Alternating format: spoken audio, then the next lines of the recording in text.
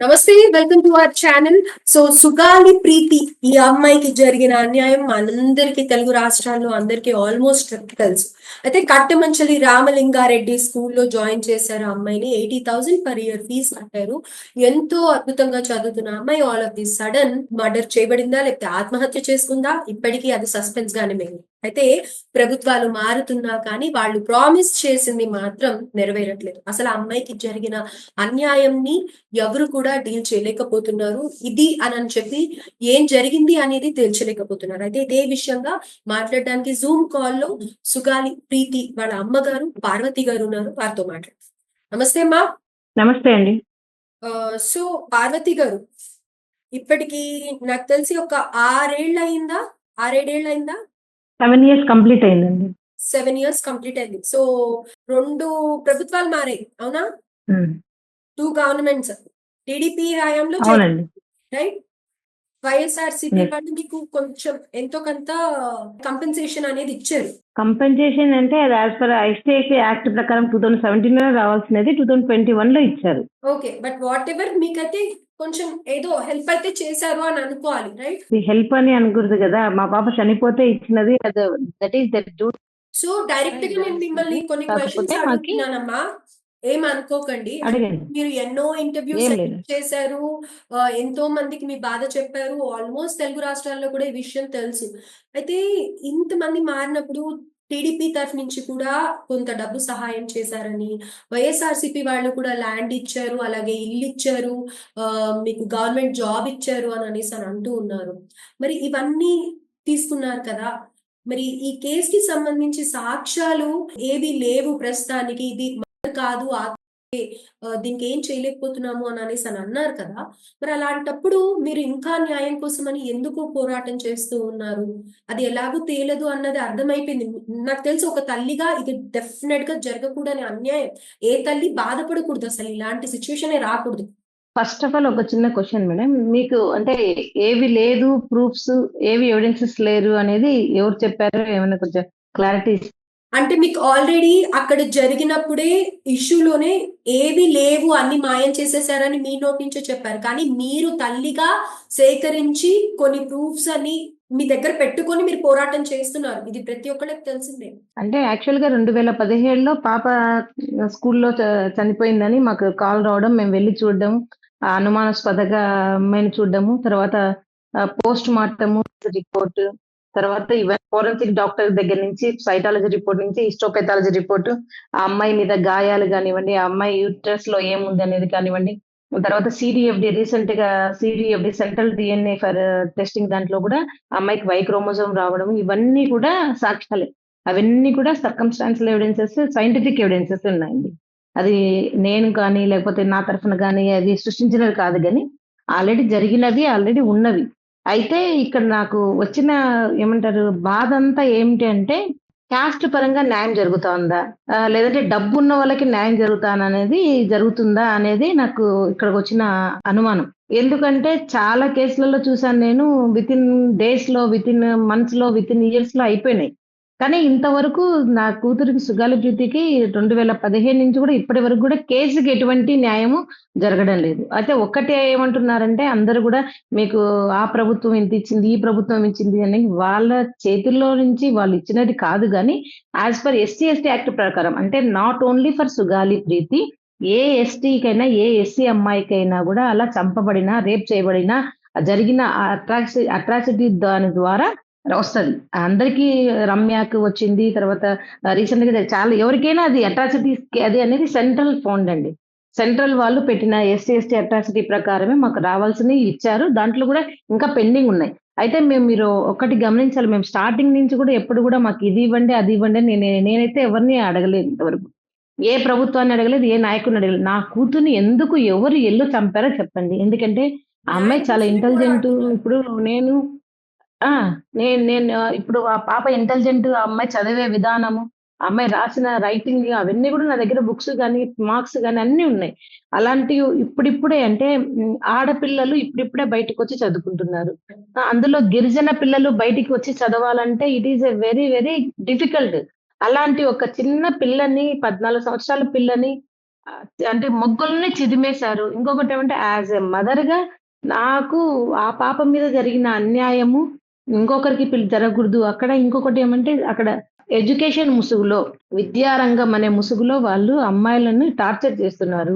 నా not only Sugali ప్రీతి ఇంకా చాలా మంది కూడా చనిపోయారు. బయటికైతే రాలేదు.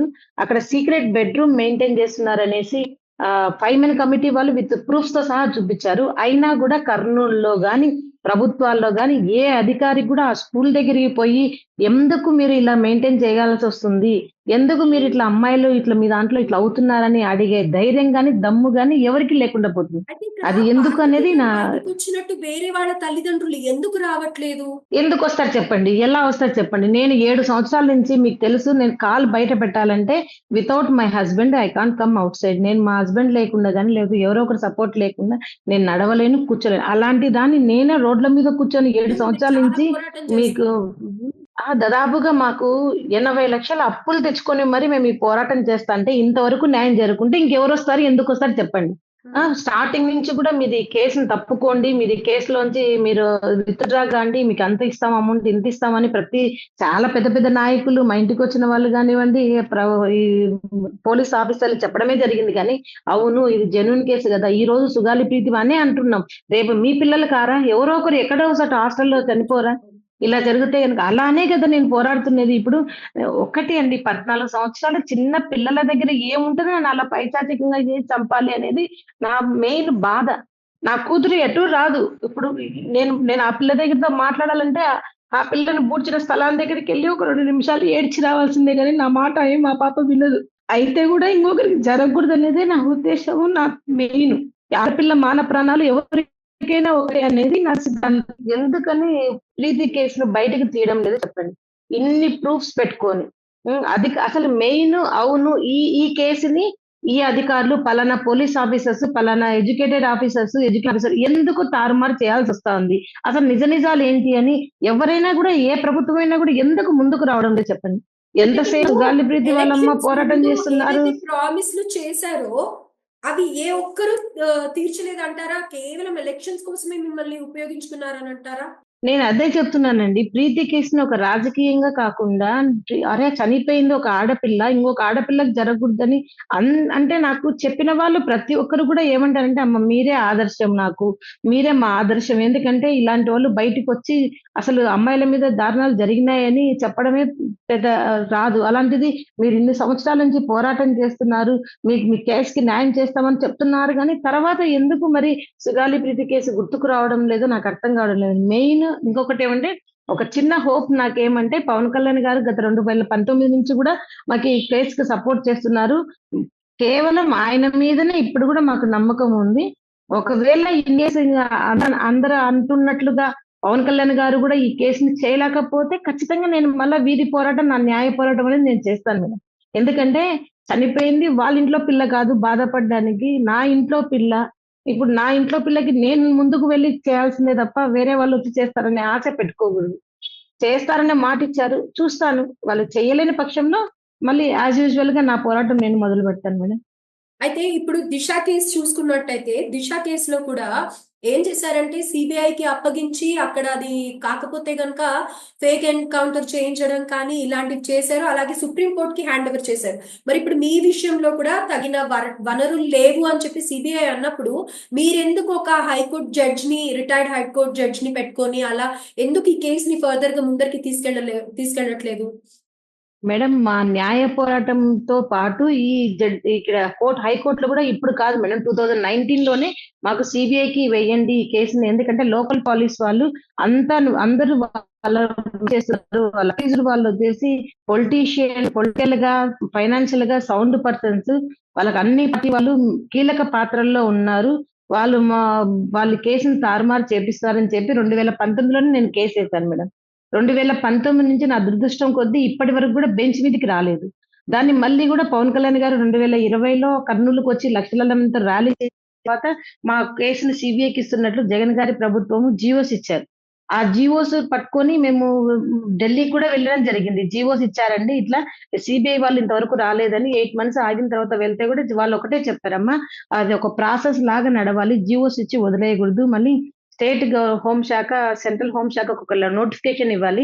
ఆ నోటిఫికేషన్ మళ్ళీ డిఓపిటికి ఇవ్వాలి, డిఓపిటి ఇవ్వాలి, సిబిఐకి ఇవ్వాలి. ఇది ప్రాసెస్. ఇది లేకుండా ఓన్లీ జీవోస్ ఇచ్చేసి వదిలేశారు అని చెప్తే మళ్ళీ ఆ జీవోస్ ని పట్టుకొని నేను మళ్ళీ కోర్టులో రిట్ చేయడం జరిగింది మేడం. 2020లో రిట్ చేశాను, ఈ జీవోస్ ని ఇంప్లిమెంట్ చేయండి అని. అప్పటి నుంచి 2020 నుంచి ఇప్పటి వరకు అంటే 2025 ఫిబ్రవరి వరకు కూడా సిబిఐ వాళ్ళు కౌంటర్ ఇవ్వలేదు. మేము ప్రతిసారి బెంచ్ నుంచి రావడానికి ప్రయత్నం చేయడము, మా లాయర్ గారు మళ్ళీ అంతే ఫోర్స్ తో బెంచ్ నుంచి నెంబరింగ్ రాకుండా పక్కన పడేయడం, ఇదే జరుగుతా ఉంది. ఈ లాస్ట్ మంత్ లో మా లాయర్ గారు చెల్లా అజయ్ కుమార్ గారు సీరియస్ గా వాదన జరిగిన తర్వాత జడ్జి గారు సీరియస్ అయ్యి మీరు డైరెక్టరే రావాలి, సిబిఐ డైరెక్టర్ ఎందుకు ఇంత నిర్లక్ష్యం చేస్తున్నారు ఈ కేసులో అని గట్టిగా మందలిస్తే అప్పుడు ఈ కౌంటర్ అఫిడవిట్ అనేది వేయడం అనేది జరిగింది. అది కూడా ఏంటి, ఈ కేసులో అంత సెన్సిటివ్నెస్ లేదు, ప్లస్ ఇంకొకటి అంటే మాకు వనరులు లేవు అని. మాకు వనరులు లేవు అంటే మీరు చెప్తున్నది ఒక గిరిజన ఆడపిల్లకు జరిగిన అన్యాయం కోసం మీరు చెప్పాల్సినది. నేను కూడా సిబిఐ వాళ్ళని ఇదే అడుగుతున్నాను మేడం. ఇది ఇంతకంటే ఇంకా సిగ్గుచేటు ఏమన్నా ఉందా చెప్పండి. ఒక అమ్మాయి అరే అనుమానాస్పద స్థితిలో, అన్ని అనుమానాలే మేడం, ఒకటి కాదు. నేనంటే చదవలేదు, నాకంటే ట్రైనింగ్ ఇవ్వలేదు. ఐఏఎస్, ఐపీఎస్ వీళ్ళందరూ ట్రైనింగ్ తీసుకొని వచ్చారు కదా. కామన్ మ్యాన్ కూడా పాప పోస్ట్ మార్టం రిపోర్ట్ గాని, పాప ఫోటోస్ గాని అవన్నీ చూస్తే కూడా లేదు ఇది చనిపోలేదు, ఇది చంపబడిందని చెప్పగలుగుతున్నారు. మరి ఇన్ని అనుమానాలు ఉంటే కనీసం దానికోసమన్నా దర్యాప్తు తీసుకొని అవును ఇప్పుడు ప్రీతి వాళ్ళ అమ్మ చెప్తున్నది తప్పు అని నిరూపించండి. ఇప్పుడు అట్లా ప్రభుత్వాలు చెప్పక, పోలీస్ ఆఫీసర్స్ చెప్పక, కోర్టులు చెప్పక, ఇప్పుడు నా పిల్ల చనిపోయిన పిల్ల గుంతలో ఉంది, ఎముకలు పోయి ఇంకా ఆ ఎముకలను అడిగితే ఆ ఎముకలు వచ్చి బయటకు వచ్చి చెప్పాలి నన్ను అమ్మ నన్ను ఇట్లా చేసి చంపేసినారు పలాని వాళ్ళని, అప్పుడన్నా నమ్ముతారా? ఇంకా ఎవరికి పట్టిందండి చెప్పండి. అప్పుడు ఎవరికీ లేదు బాధ్యత. అయితే ఇక్కడ ఏంటంటే మీతో పాటు ఇప్పుడు కొన్ని ఇన్సిడెంట్స్ లో చూసినట్టయితే గనక ఎంతో మంది రోడ్డు మీదకొచ్చి రోడ్ క్యాంపెయిన్స్ చేసి, లేకపోతే ఆ బాధితుల తల్లిదండ్రులతో పాటు కొన్ని సంఘాలు కూడా పోరాటం చేసి తగిన శిక్ష పడేలాగా చేశారు. అయితే ఇప్పుడు మీరు ఒక ట్రైబల్ దళిత వర్గానికి చెందిన వాళ్ళు కదా, మరి మీ సైడ్ నుంచి, మీ వాళ్ళ తరఫు నుంచి, మీ సంఘాల నుంచి ఎలాంటి సపోర్ట్ ఉంది? వాళ్ళు ఏమంటున్నారు అసలు? మేడం 2017 కూడా బీసీ మైనారిటీ స్టూడెంట్ ఫెడరేషన్ వాళ్ళు, తర్వాత ఏబిపిఎస్ వాళ్ళు, వీళ్ళందరూ కూడా మాకి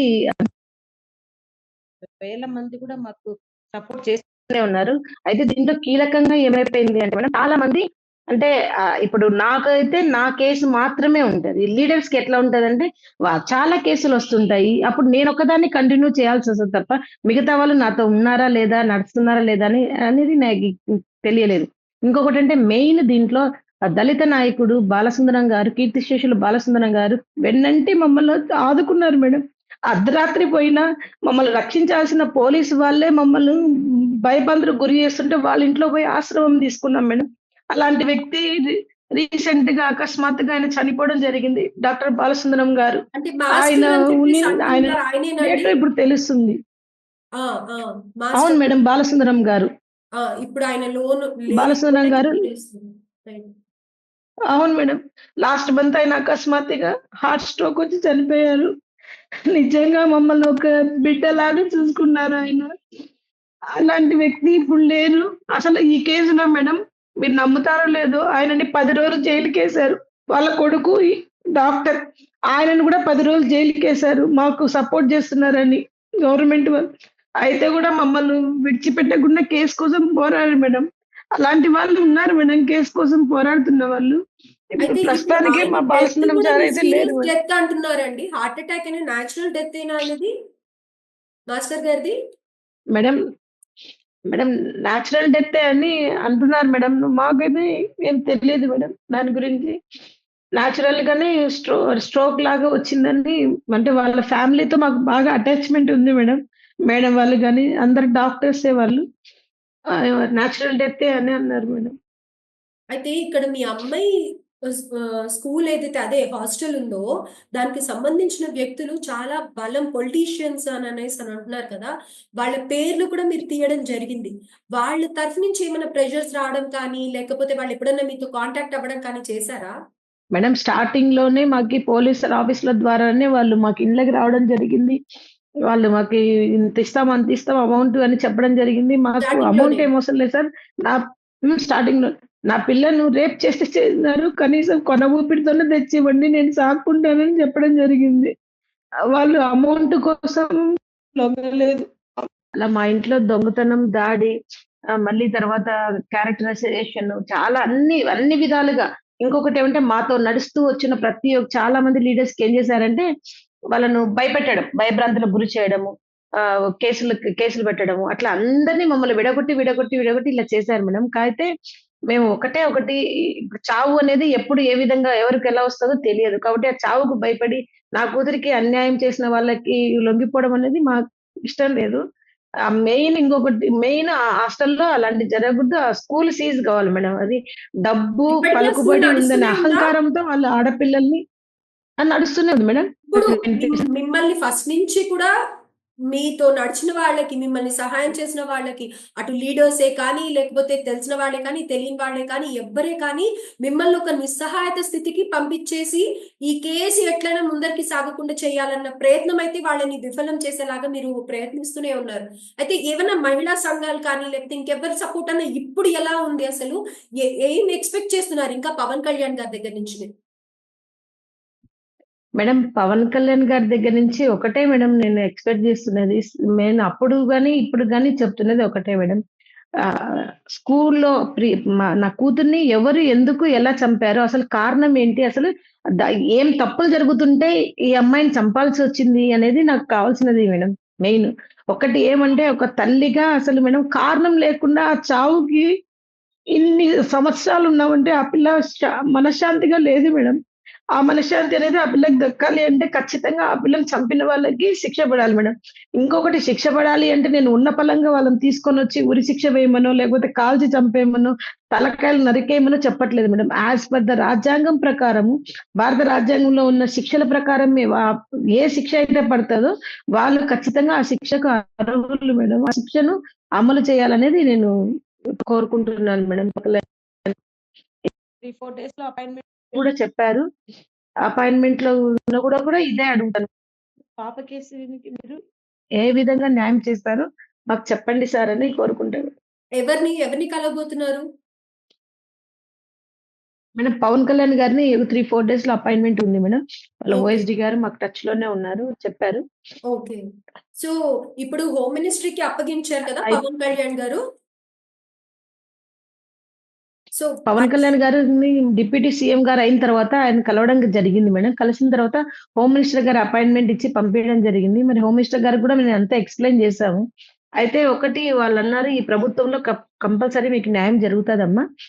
సీఐడీ డిపార్ట్‌మెంట్‌తో చేపిస్తాము అంటే సీఐడీ డిపార్ట్‌మెంట్ అంటే రవిశంకర్ అయ్యన్నార్ గారితో చేపిచ్చండి మేడం. ఆయన ఆయన మాకి ఫోరెన్సిక్ డాక్టర్ ప్లస్ వ్యక్తి అని మేము చెప్పడం జరిగింది. మేడం గారు కూడా అన్నారు. లోకల్ డీఎస్పీ గారిని వేశారు. మేము అక్కడ కొంచెం బాధపడ్డాం. ఎందుకంటే లోకల్ డీఎస్పీ అంత పెద్ద పెద్ద విచారించి తీసుకొనొచ్చి విచారించేంత ఉండదు మేడం. ఎందుకంటే డీఎస్పీ లెవెల్‌లో ఐఏఎస్, ఐపీఎస్ ఉన్నారు. ఏమంటారు ఉన్నారు. కాబట్టి వీళ్ళందరినీ ఒక చిన్న నార్మల్ డీఎస్పీ గారు పిలిపిచ్చి విచారించలేరు మేడం. దీనిలో జరిగిన అన్యాయం ఏంటంటే ఉండే 2 సాక్ష్యాలు అబద్ధాల సాక్ష్యాలు సృష్టించగలిగిన ఆఫీసర్‌లు దీంట్లో ఇన్వాల్వ్ అయ్యారు మేడం. ఓహ్! కాబట్టి వాళ్ళందరిని కూడా చేయాలి అంటే సుపీరియర్సే ఉండాలి. సో, ఇప్పుడు సుపీరియర్సే ఉండాలి మేడం. ఇప్పుడు మీకు ఏ ప్రభుత్వం అసలు న్యాయం ఇంకొకటేమంటే మేడం జరిగింది, మెయిన్‌గా కొంచెం ముందరికి కదిలింది అని అనిపిస్తోంది మీ కేసు? ఏ ప్రభుత్వం మీద మీకు నమ్మకం ఉంది? ఇక ముందు కూడా నా బిడ్డకి న్యాయం జరుగుతుంది మేడం అని నేను మేడం ప్రభుత్వాలంటే మేడం 2017లో ఏమంటారు చంద్రబాబు నాయుడు గారి ప్రభుత్వం ఉన్నింది. ఆ కాలంలో ఆయన చేయగలిగింది వాళ్ళని అరెస్ట్ చేపిచ్చారు. అయితే వాళ్ళు డబ్బులు ఖర్చు పెట్టుకొని వాళ్ళు బెయిల్ మీద వచ్చారు. అప్పుడు మాకు యాక్ట్ ప్రకారం రావాల్సిన అమౌంట్ 8,00,000 అనేది వచ్చింది. దాని తర్వాత జగనన్న గారి ప్రభుత్వం వచ్చింది. జగనన్న గారి ప్రభుత్వంలో మాకు రావాల్సిన ఇంకా కొన్ని బెనిఫిట్స్ అనేవి అంటే కాంపెన్సేషన్‌వి అలాంటివి మాకు ఇవ్వడం జరిగింది మేడం. అయితే నా కేస్‌కి ఇప్పటి వరకు ఏ ప్రభుత్వం గూడా ఇంతవరకు గూడా నాకు న్యాయం చేయలేదు మేడం. నాకు మెయిన్ నేను అడుగుతున్నది నాకు మెయిన్ కేస్‌కే మేడం కేసే. ఇంకొకటి ఏమంటే ఇప్పుడు నేను చెప్తూనే ఉన్నాను సార్. నా చాలా మంది ఇప్పుడు ఐఓ వినోద్ కుమార్ గానివ్వండి, వెంకటాద్రి సార్ గానివ్వండి, తర్వాత ఎస్‌హెచ్ఓ మహేశ్వర్ రెడ్డి గారు, ఫోరెన్సిక్ డాక్టర్ హెచ్ఓడి లక్ష్మీనారాయణ గారు, ఫకీరప్ప గారు, తర్వాత సుధీర్ కుమార్ రెడ్డి గారు, గోపీనాథ్ జెట్టి గారు వీళ్ళందరూ గూడా మేడం ఈ కేసుకి కూరలో ఉప్పేస్తే ఎలా చెడిపోతుందో అట్లా ప్రతి ఒక చిన్న చిన్న ఉప్పు రాయిలాగా ప్రతి ఒక్కటి వేసి కేసుకి అన్యాయం చేసిన వాళ్ళే మేడం. వీళ్ళందరినీ ఫస్ట్‌గా నేను అప్పుడు అడిగింది అదే, ఇప్పుడు గూడా అడుగుతున్నా. ఫస్ట్ వాళ్ళని సస్పెండ్ జేసి, వాళ్ళ మీద ప్రలోభపెట్టి ఎవరిని మెప్పించడానికి ఈ కేసుని నిన్న మలుపులు తిప్పారో వాళ్ళ నోట్లోంచి తెప్పియాలి మేడం. హ్మ్. అప్పుడు నిజ నిజాలు బయటపడతాయి. ఇంకా దీనికంటే ఇంకా ఘోరమైనవి అక్కడ ఏం జరుగుతున్నాయో అవన్నీ గూడా బయటికొస్తాయి మేడం. రైట్. ఈ ఇన్సిడెంట్ తర్వాత ఇంకా అక్కడ ఏమన్నా ఇలాంటివి జరిగాయని కానీ, లేపోతే ఇంకేదన్నా పిల్లల్ని ఇబ్బంది పెడుతున్నారని కానీ బయటికొచ్చిందా? మేడం మా పాపది జరిగేటప్పటికే మా పాపది ఆరో కేసో, ఏడో కేసో అని తెలిసింది మేడం. అప్పటి వరకు బయటికి రాలేదు ఎవరు గూడా. మేడం ఒకటి మెయిన్ యాస్ ఏ మదర్‌గా, యాస్ ఏ లేడీగా మీకు కూడా తెలుసు అన్యాయం జరిగితే గనక మనం ఫస్ట్ ఫంక్ అవుతాం. లేడీస్‌గా మనకు ఇట్లా జరిగింది, ఇట్లా జరిగింది. బయట సమాజం ఏమనుకుంటారో, ఇంట్లో వాళ్ళేమనుకుంటారో, ఇదే విధంగా చాలా మందికి బయటికి రాలేము. కాకపోతే నేను బయటికి రావడానికి కారణం ఏమంటే, నా బాధ అలాంటిది మేడం. ఒక హ్యాండిక్యాప్ నేను పోగొట్టుకునింది ఒక కూతురు గాదు, మదర్‌ని. అంత చిన్న వయసులోనే నన్ను ఒక తల్లిలాగా చూసి, "అమ్మ నేను ఇంత పెద్ద ఆఫీసర్‌నవుతాను. నీకు కాల్ బాగా చేస్తాను" అని అంత చెప్పినా నేను ఆ అమ్మాయి మరణాన్ని జీర్ణించుకోలేకపోయాను మేడం. అందుకు నాకు ఎన్ని కష్టాలు పెట్టినా గూడా, ఆ కష్టాలను దిగమింగుకుంటూ నేను పోరాటం చేస్తా ఉన్నాను. ఇప్పుడు సామాన్యులకైతే నాకు తెలిసినంత వరకు చేయాలంటే కష్టం మేడం. అందరూ గూడా నన్నడిగింది ఒకటే, "నువ్వు అప్పులు ఇట్లా తెస్తున్నావు. అప్పుల మీద అప్పులవుతున్నావంటే" నేనొకటే నా కూతురు బ్రతికున్నా ఆ అమ్మాయి పెద్ద పెద్ద చదువులు చదవాలంటే అప్పు తీసి డబ్బు తేవాల్సిందే. మంచి ఉద్యోగము, మంచి పెళ్లి చేయాలంటే అప్పు తీసి డబ్బు తేవాల్సిందే. మరి బ్రతికున్నప్పుడు అప్పు చేసినప్పుడు, చనిపోయినప్పుడు న్యాయం కోసం అప్పు చేయడంలో నాకేం అన్యాయం అనిపించడం లేదని ఆ పోరాటంలో చేస్తా ఉన్నాను మేడం. గ్రేట్ అమ్మా. నిజంగా గ్రేట్. ఇది నాకు తెలుసు. బిడ్డలకి ఇంట్లో జ్వరం వచ్చి పడుకుంటేనే ఒక తల్లిగా ఎంత తల్లడిల్లిపోతామో తెలుసు. అట్లాంటిది మీ అమ్మాయికి ఇంత అసలు వినలేము. ఎవరు అది ఊహకు కూడా అందదు. ఇంతటి అన్యాయం జరిగినా ఇప్పటికి మీరు చెప్తున్న మాటలున్నాయి చూసారా? తనని ఇంకా పెంచుతున్నాము అన్న భావనలోనే మేము డబ్బులు ఖర్చు పెడుతున్నామని మీకు నిజంగా హ్యాట్స్ ఆఫ్. అండ్ ఎంతమంది మహిళా సంఘాలు, నాయకులు, ఆఫీసర్స్ ఎంతమందితో కలిసి మీరు పోరాటం చేశారో మా అందరికీ కూడా తెలుసు. అయితే లాస్ట్‌గా పార్వతి గారు అనేది ఒక్కటే ఒకటి. నాకివన్నీ కాదు. నా బిడ్డకి న్యాయం జరగాలి. నా బిడ్డకి కాదు, ఇది వేరే ఇంకో తల్లిదండ్రులకు ఎవ్వరికీ జరగకుండా ఇది ఒక కనువిప్పుగా ఉంటుంది. ఆ దోషులకి ఫస్ట్ శిక్ష పడాలి.